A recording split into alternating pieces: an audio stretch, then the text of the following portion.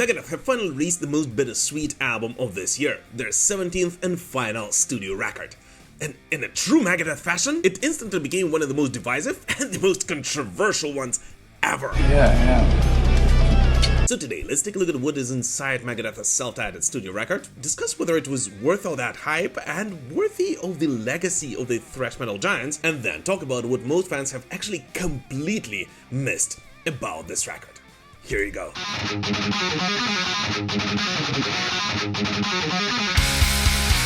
The album opens with an already familiar to every Megadeth fan tipping point, which was of course released as the first single to this album. And here right away I just have to point out that although I don't know whether it is the strongest song on this record or not, and it's definitely among my favorite ones personally, but nevertheless I'm 100% sure that it is actually the best possible opener for the final Megadeth record.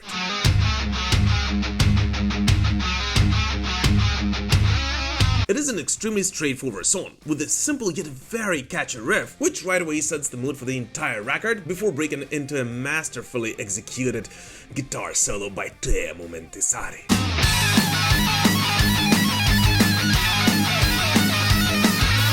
Overall, I gotta say that this is possibly the closest we will get on this album to the late 80s, early 90s era of Megadeth. And this song, which is not too flashy, not too extreme, and not too over the top, actually still manages to do exactly what an album opener has to do.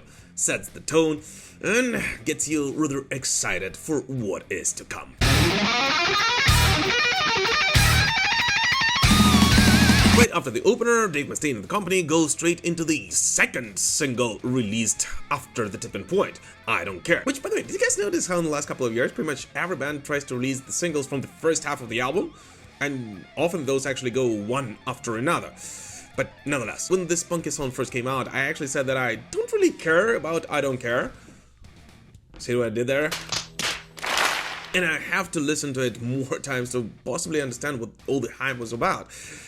And here's the thing, now that I could hear it among the other songs on the record, well, I do have to point out that I like it a bit more, but for some weird reason, it still doesn't do it for me. Gotta know. And the craziest thing is that I actually usually love the punky side of thrash metal. Gotta know. But at the same time, running a little bit ahead of myself here, I simply have to point out that after listening to the entire album, I actually realized that this song is essential for this record, and without it, this album would never have been complete, of which we will talk a bit later in this video. You know a rat never learns, you get what you deserve, you gotta know that I just don't care. With the third song, the album, we finally get into an unknown before territory, and here's the thing. Hey God is a rather strange song. Musically, it is a classic mid-tempo Megadeth that is very familiar to every fan of the 1990s, early 2000s era of this band. And if you are a fan of that era, well, I'm more than sure that you are actually gonna love this track. But in honesty, it almost feels like there is no point in discussing it much, because in reality, this song mostly feels like an honest prayer. A prayer that Dave Mustaine deliberately makes public so that it also serves as a confession. A confession that he wants every Megadeth fan to hear so that there is nothing hidden left between him and the Megadeth family before they call it quits. Sometimes I feel so insecure as I walk these streets alone. Yet if you were mesmerized and taken away by the mid-tempo Hey God, you will quickly be woken up and pulled out of that trance by what is to come. As Let There Be Shred is a clear nod to the early days of Megadeth, and thus it is no surprise that it is possibly the most aggressive and energetic song on this entire record.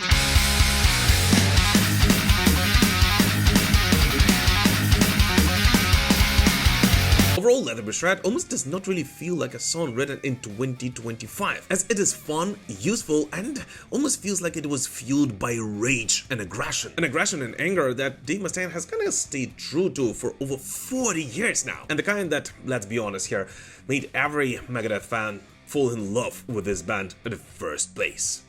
So yeah, Let There Be Shred is, in my opinion, one of the strongest songs on this record, and I simply cannot wait to hear how the band performs it live on the upcoming tour. To bash and to thrash, to bang my head, to smash my guitar, and let there be shred. And then we get to Puppet Parade, the fourth single, all of which of course were scrambled on the first half of this record. Just like everyone does, I told you. And here's where we come to an absolutely opposite side of the spectrum of the Megadeth sound that the band has propagated throughout the years. As in my opinion, Puppet Parade actually is a clear nod to the late 90s era of Megadeth. And Risk, more specifically, which today in 2026 Dave Mustaine does not only fully owns up to, but actually comes to celebrate it in fullest. As running ahead of myself here, this is what this album is actually all about. As we march in line in a puppet parade. And here we come to the end of the first half of the record, and thus here it would be a good time to draw the first conclusions about Megadeth's final studio album. So let's do it. On their 17th studio output, Dave Mustaine and the team decided to not reinvent the wheel whatsoever. Quite the opposite. They are actually giving every Megadeth fan that familiar taste and sound of the classic Megadeth. Whatever classic Megadeth is for them. As the truth is that all four of the singles which Megadeth released prior to this album were actually very different one from another. And the only new song which we have heard up until this point is actually once again slightly different from the other four, resulting in Megadeth's final output being possibly the most diverse album this band has ever released in their entire career. Which, well, may actually be both a weakness and a strength for you as a Megadeth fan, depending on how you look at it.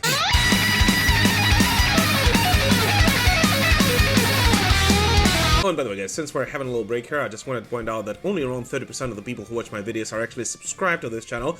So if you're not one of those, and especially if this is not the first video you're watching here, I would really appreciate it if you would consider subscribing right now. Let's continue building this amazing heavy metal community together. But alright, the break is over, let's continue. I guess Another Bad Day is yet another of those reflective songs that Dave Mustaine simply had to put on this album. But if we're being very honest, well, this song doesn't really stand out, at least to me, and really gets lost among the other songs on this album. And that does not necessarily mean that it's actually a bad song, but if I'm being very honest, after the first listen, I couldn't remember what it sounded like whatsoever. And I guess it will take me a couple of more listens to find the diamond in it. If it is there, of course. Just another bad day. Another bad day. On Made to Kill, Dave Mustaine and the company dive deeper into the 2000s era of Megadeth, with a fast and furious verse and a rather melodic chorus on which Megadeth slowed down just a tiny bit. But the real MVP of this track, at least in my opinion, is by far Dirk Verbeuren.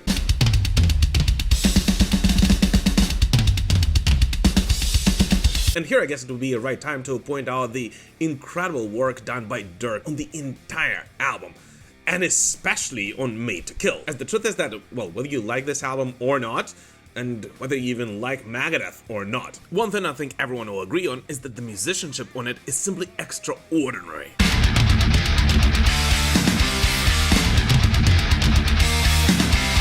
And then we come to Obey the Call.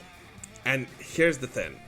Maybe it is because of where I am, and for those who don't know, I am a Ukrainian who is right now in Kyiv, Ukraine, and I'm recording this video, powering everything from a battery, because of, what is going on in my country, of course. But at least to me, Obey the Call, with its very old school Megadeth vibe, both in music and its lyrics, is definitely one of the strongest, if not the strongest song on this album overall. Although I do understand that many Megadeth fans may actually consider me mad for saying that.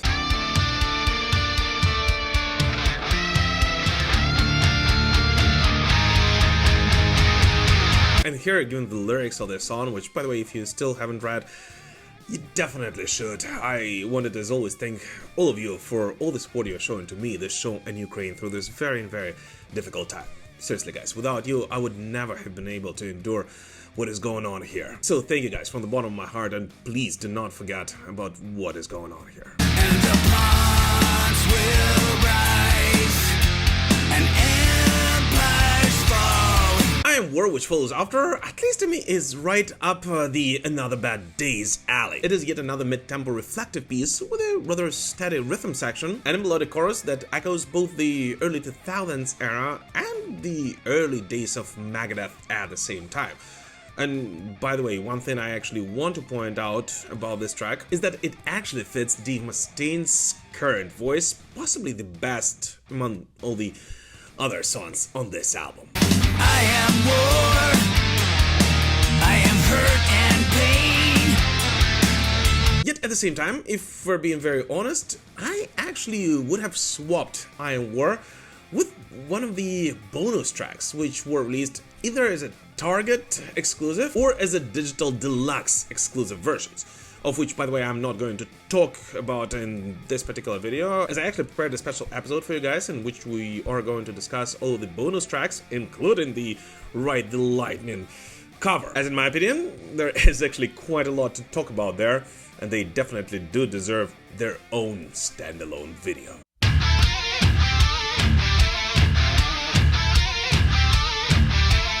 And thus we come to the end of Megadeth's final studio album, and a song with a very bittersweet title, The Last Note. One more spotlight starts to fade to black.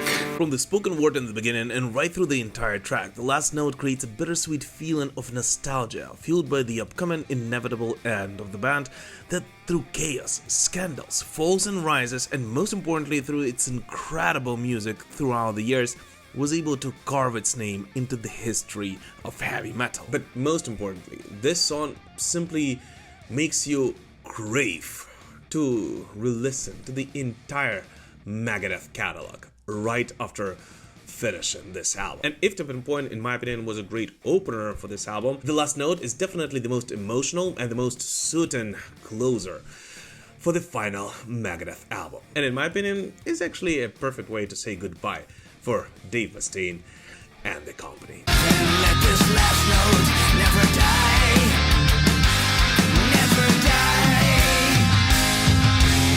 So, is it a good album? Well, definitely. Is it the best one Megadeth have ever released in their career? Well, in all honesty, not really. But then, is it worthy of being the final chapter of one of the greatest thrash metal bands in history? Well, this is where it becomes interesting. As, yes, this album has instantly become one of the most divisive and one of the most controversial ones in Megadeth catalog. Which, by the way, by itself is a very Megadethy and Dave Mustaine way to say goodbye.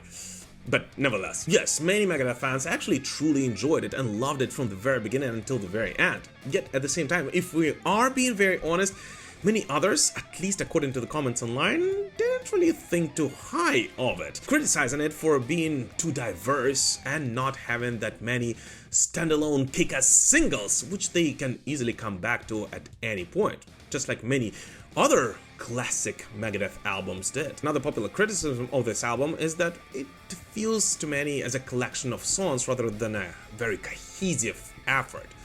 And by the way, please don't shoot the messenger, I'm literally just reading the comments online.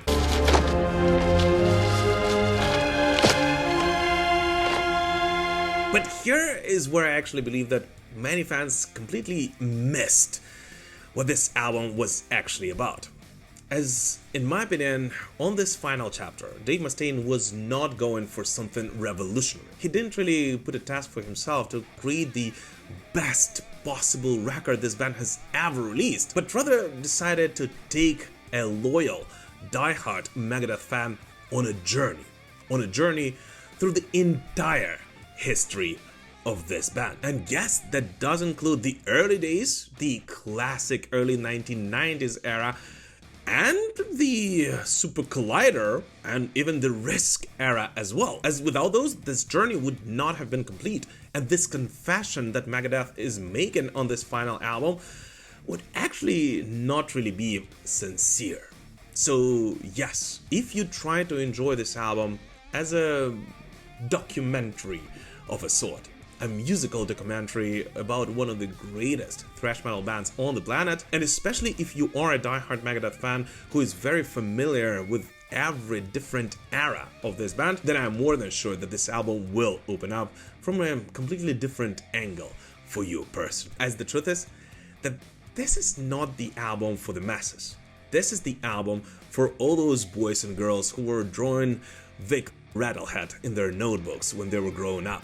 This is the album for all the diehard Megadeth fans who have been following this band for over 40 years. And this is the album for all of those who will be missing Dave Mustaine and the company, despite all his flaws.